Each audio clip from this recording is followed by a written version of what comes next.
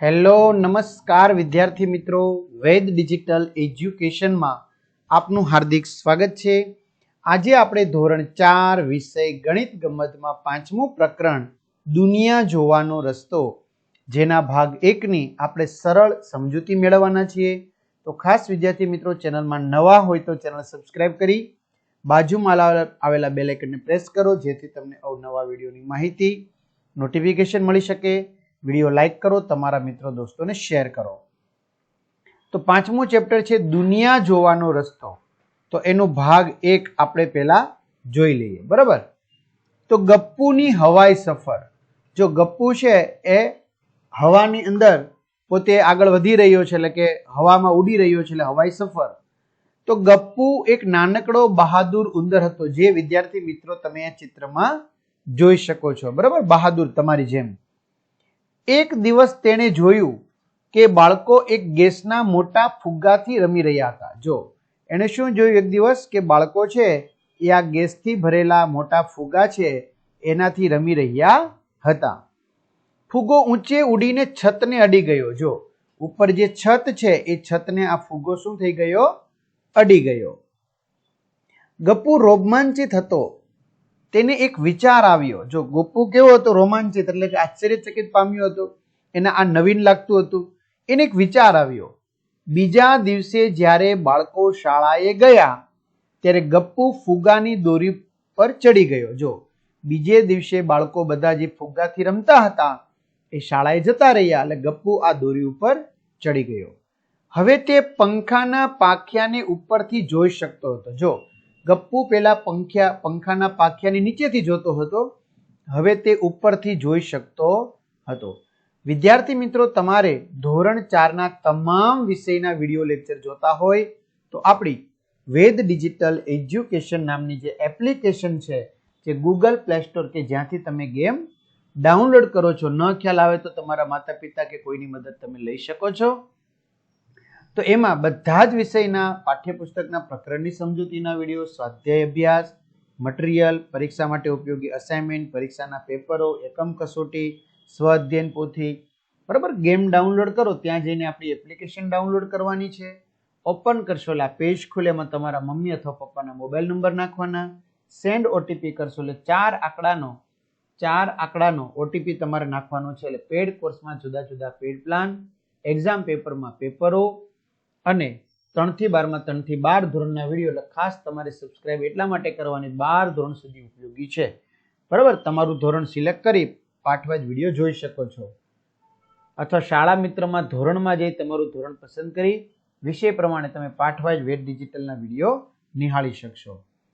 ચાલો, અરે આ પાંખિયા પર તો ઘણી ધૂળ છે। જો હવે આ ગપ્પુ ઉંદર ઉપરથી જોવે છે તો એને ખ્યાલ આવે છે કે અરે આ તો પાંખિયા ઉપર તો ઘણી ધૂળ છે। નીચેથી તો તે કેટલા ચોખ્ખા દેખાય છે। જો નીચેથી જોઈએ છે આ ટેબલ પાસે અહીંયા ઉપર, તો નીચેથી પાંખિયા ચોખ્ખા દેખાય છે। વિદ્યાર્થી મિત્રો, ઘણીવાર આપણે આવી રીતે પંખો છે એ સાફ કરતા હોય તો આપણે ખબર હોય નીચેથી ચોખ્ખો હોય, ઉપર ઘણી બધી આવી ધૂળ ચોંટેલી હોય। ચલો, નીચેથી દેખાતો પંખો તમારે શું કરવાનો છે વિદ્યાર્થી મિત્રો? દોરવાનો છે। તો બરાબર, જો આ પંખાનું મેન ગોળ ફરે છે તે મોટર વાળો ભાગ, બરાબર। પછી આપણે આવી રીતે દોરી શકીએ। પછી આપણે શું દોરી દેવાના? એના આમ પાંખિયા દોરી દેવાના વ્યવસ્થિત રીતે, બરાબર। એટલે નીચેથી દેખાતો શું થઈ ગયો? આ પંખો થઈ ગયો। વ્યવસ્થિત પાંખિયા દોરી દે એટલે, બરાબર। તો નીચેથી દેખાતો પંખો।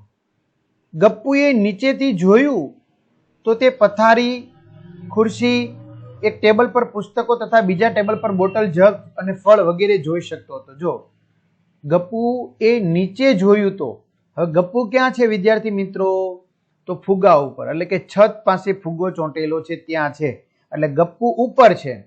હવે એને ઉપરથી જોયું તો ખુરશી આવી દેખાતી હતી, ટેબલ, એના ઉપર પડેલું પુસ્તક, બરાબર, ખુરશી, તો આવી રીતે પથારી, તો આવી રીતે એ બધી વસ્તુ જોતો હતો। આ વસ્તુઓને ચિત્રમાં જુઓ કે ઉપરથી જોતા કેવી દેખાય છે। હવે મૂર્ખ ચિંકી ચીજ શોધી રહી હતી। હવે ચિંકી છે એ શું શોધી રહી હતી? ચીજ। તમને ભાવે ને ચીઝ બટર, હારે વાહ. પરંતુ તે જગ પર મૂકેલું ચીઝ જોઈ શકી નહીં. ચીઝ ક્યાં મૂકેલું હતું વિદ્યાર્થી મિત્રો? જગ ઉપર, બરોબર, પણ એમને દેખાણું નહીં. અહીં જગ છે એમાં ચીઝ ઉપર મૂકેલું હતું, એમને દેખાણું નહીં.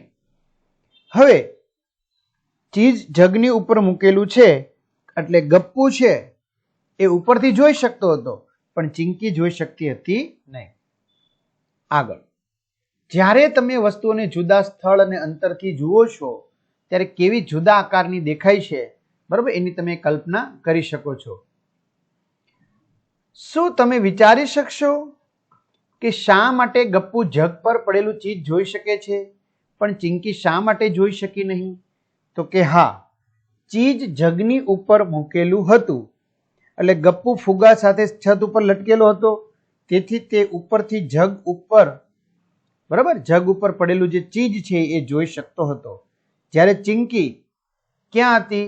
ભોંય તળિયે હતી, એટલે જમીન ઉપર હતી, બરાબર, એટલે તે જોઈ શકતી હતી નહીં. કારણ કે જગ ઉપર પડેલું હોય તો ઉપર છે, ઉપરથી જોવે તો દેખાય, નીચેથી જોવે તો દેખાય નહીં, એટલા માટે. એટલે ચિંકીને ના દેખાડો.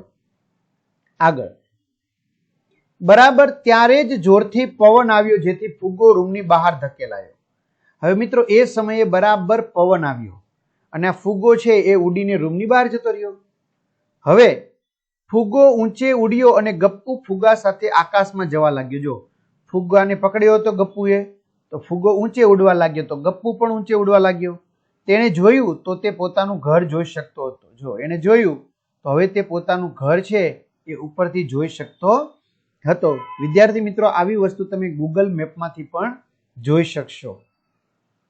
તે વધારે ઉપર પહોંચતા તે પોતાના ઘરની આજુબાજુના બગીચો, ગુરુદ્વારા, રેલવે લાઇન, મીઠાઈની દુકાન અને સુહાસિનીના ઘરની છત પર પાણીની ટાંકીને જોઈ શકતો હતો. બરાબર, તો મિત્રો આજુબાજુના જે રેલવેની આ ટ્રેક હતી તે, બરાબર, ગુરુદ્વારા છે તે, પછી બાજુવાળાના પાડોશના મકાન છે તે, મીઠાઈની દુકાન, આ બધું જોઈ શકતો હતો.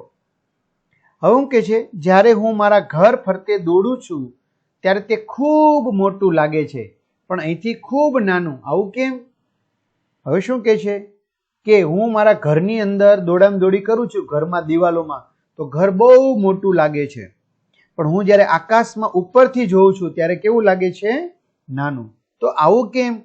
તો વિદ્યાર્થી મિત્રો, દૂરથી તમે જુઓ, બરાબર, તો દૂરના અંતરેથી જોતા વસ્તુ કેવી લાગે છે?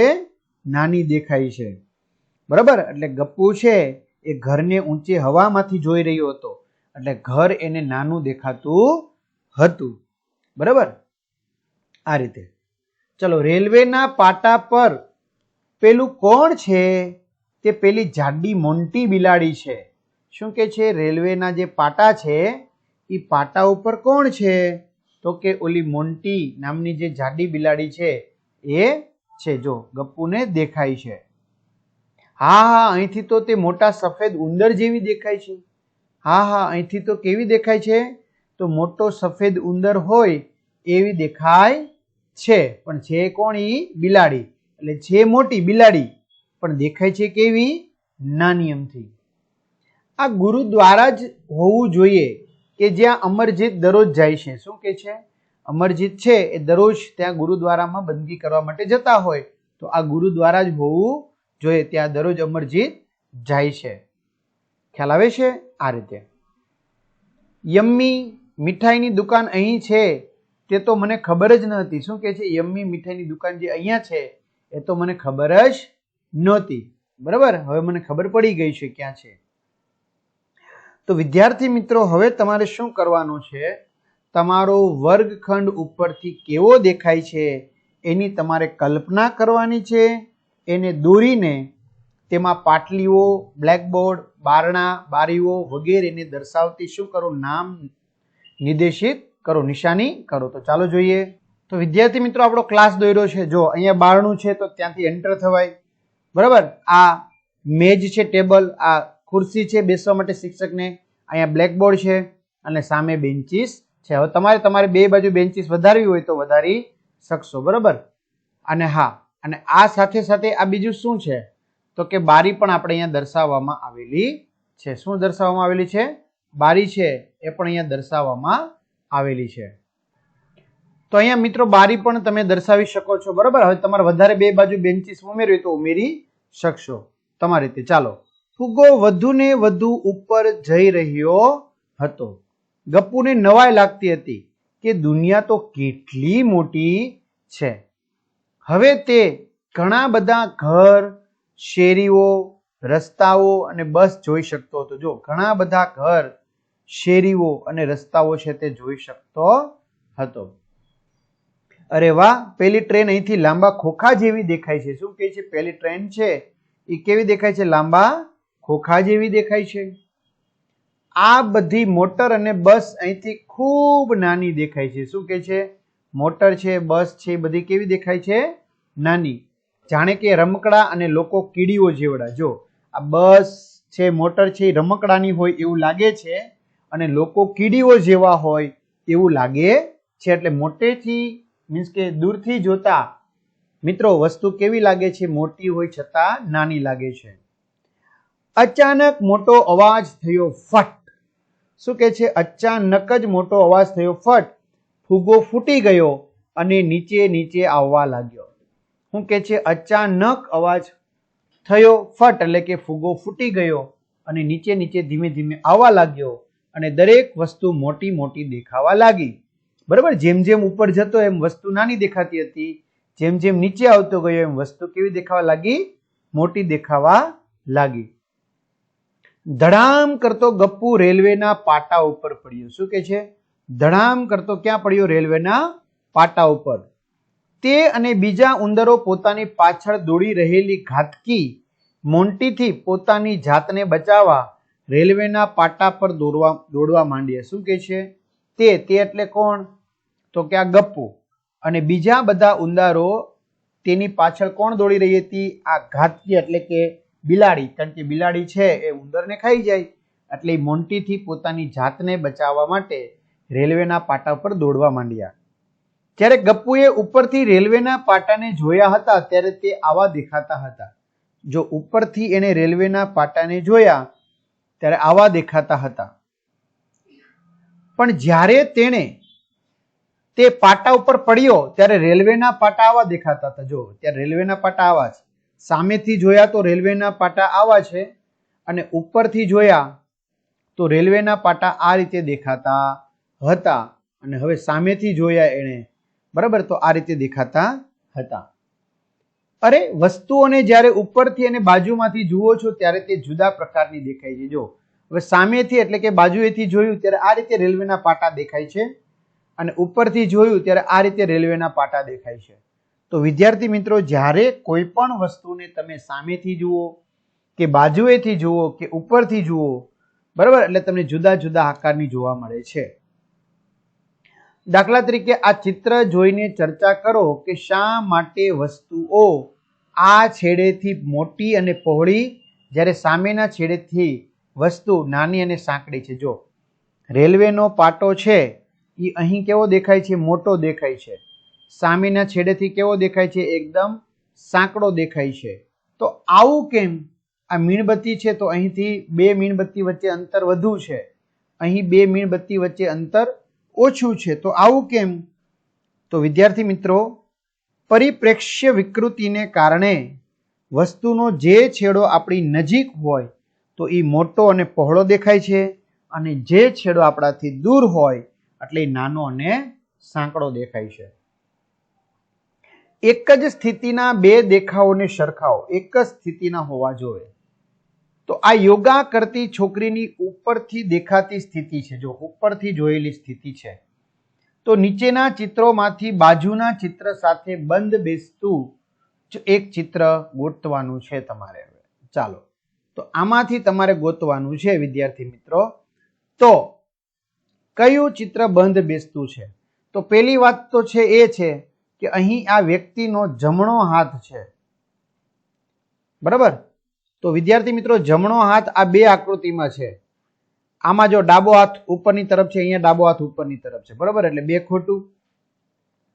અહીં આ છોકરીએ કયો પગ? તો કે આવી રીતે પગ નથી વાળેલા. જો એને પગ પાછળની બાજુ ખેંચેલો છે, જો પગને પાછળની બાજુ ખેંચેલો છે. તો આ બે આકૃતિમાં પાછળની બાજુ પગ ખેંચતા હોય એવી આકૃતિ આ ટાઈપની લાગે છે. જો કે પાછળનો પગ દેખાય છે, આમાં તો પગ ઉપર પગ ચડાવેલો છે. એટલે આ અ આકૃતિ છે તો એમની સાથે યોગ્ય રીતે શું થઈ ગઈ છે? બંધ બેસતી થઈ ગઈ છે. અ આકૃતિ એમની સાથે શું છે? અ, બ, ક અને ડ નામ આપી દો તો અ આકૃતિ એમની સાથે કેવી છે વિદ્યાર્થી મિત્રો? બંધ બેસતી છે. ક્લિયર થઈ છે? તો આ રીતે આપણે એમાં ચર્ચા કરી શકાય છે. ત્યાર પછી આપણે આગળ વધીએ થોડાક હજી. અહીં એક જ પ્રકારના વાડકાઓના જુદા જુદા બે દ્રશ્યો છે. બરાબર, તો કયા ચિત્રમાં વાડકાઓ ઊંધા છે? તો ચિત્ર નંબર 2 માં વાડકાઓ ઊંધા છે. બરાબર, કયા ચિત્રમાં વાડકાઓ ચત્તા છે? તો ચિત્ર નંબર 1 માં. ચલો જવાબ શોધવા માટે બાજુના ચિત્ર 3 માં જુઓ. બરાબર, બાજુનું ચિત્ર આપણે 3 જોયું તો કે હા, ઓકે, એટલે આપણે ખ્યાલ આવી જશે. બાજુનો દેખાવ અને ઉપરના દેખાવને જોડતી લાઈન બનાવો. બરાબર, બાજુનો દેખાવ અને ઉપરના દેખાવને જોડતી લાઈન બનાવો. તો વિદ્યાર્થી મિત્રો આપણે લાઈન બનાવવી હોય તો કઈ રીતે લાઈન બનાવશું? ચાલો તમે મને કહો. બાજુનો દેખાવ અને ઉપરનો દેખાવ. બરાબર, તો આ ને નંબર આપી દે 1, 2, 3 અને 4. તો આ મિત્રો ગરણી જેવું લાગે છે, એટલે 2 સાથે આપણે 4 જોડશું અને 1 સાથે કોણ જોડશું? 3. કારણ કે આ બાજુ જોતા સપાટી આવી રીતે સીધી લાગે ને લીસી, એટલા માટે. હવે તમારા બૂટનો બાજુનો દેખાવ, સામેનો દેખાવ અને ઉપરનો દેખાવ દોરવા પ્રયત્ન કરવાનો છે. તો મિત્રો દોરીએ આપણે. તો અહીં આપણે બાજુમાંથી દેખાતો આકાર, સામેથી જોતા જોવા મળતો આકાર અને ઉપરથી જોવા મળતો આકાર અહીંયા વિદ્યાર્થી મિત્રો આપણે દોરવાનો પ્રયત્ન કર્યો છે. ક્લિયર? આગળ.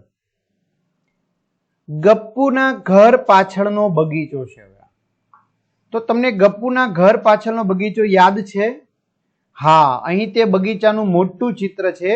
હવે એને ધ્યાનથી જુઓ અને કેટલાક પ્રશ્નોના તમારે જવાબ આપવાના છે. બરાબર, આ ગપ્પુના ઘર પાછળનો બગીચો છે, ઘરની પાછળનો. બરાબર, જોઈ લીધો? તો કે હા.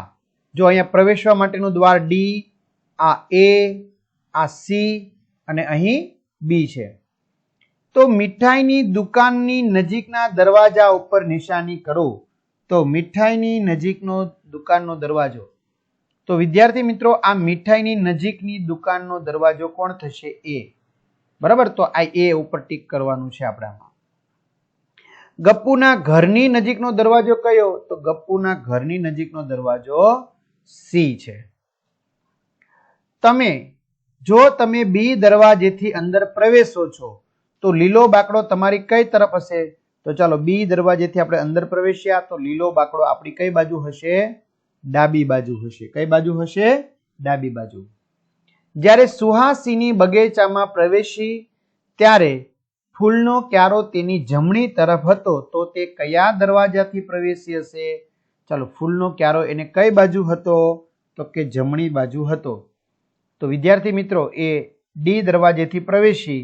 બરાબર, તો જમણી બાજુ શું હતો? ફૂલનો ક્યારો. એટલે ડી દરવાજેથી પ્રવેશી હોય. ક્યાંથી પ્રવેશી હોય? ડી દરવાજેથી. જો તમે દરવાજા સી માંથી પ્રવેશો તો તમારી સૌથી નજીક શું હશે? તો ચાલો સી દરવાજેથી તમે પ્રવેશો તો સૌથી નજીક વિદ્યાર્થી મિત્રો આ ચીચુડો હશે. શું હશે? ચીચુડો એટલે કે ચીચવો. સી સો. બરાબર, આ તમારી સૌથી નજીક હશે. ખ્યાલ આવે છે? તો આવી રીતે તમે ડાબી, જમણી વગેરે બાજુથી પરિચિત થઈ શકો છો. હવે ઇસ્માઇલનું ઘર આવ્યા વિદ્યાર્થી મિત્રો કે જેની ચર્ચા આપણે આના પછીના વિડીયોમાં કરવાના છીએ. તો અહીંયા સુધી આપણે રાખીએ. બરાબર, કે ઇસ્માઇલનું ઘર જોઈ જ લેવું છે. જોઈ લેવું છે? ચાલો એક જ મિનિટ. તો ઇસ્માઇલનું ઘર વિદ્યાર્થી મિત્રો આપણે બીજા ભાગમાં જોઈશું. અહીંયા સુધી રાખીએ. અસ્તુ. જય હિન્દ, જય ભારત.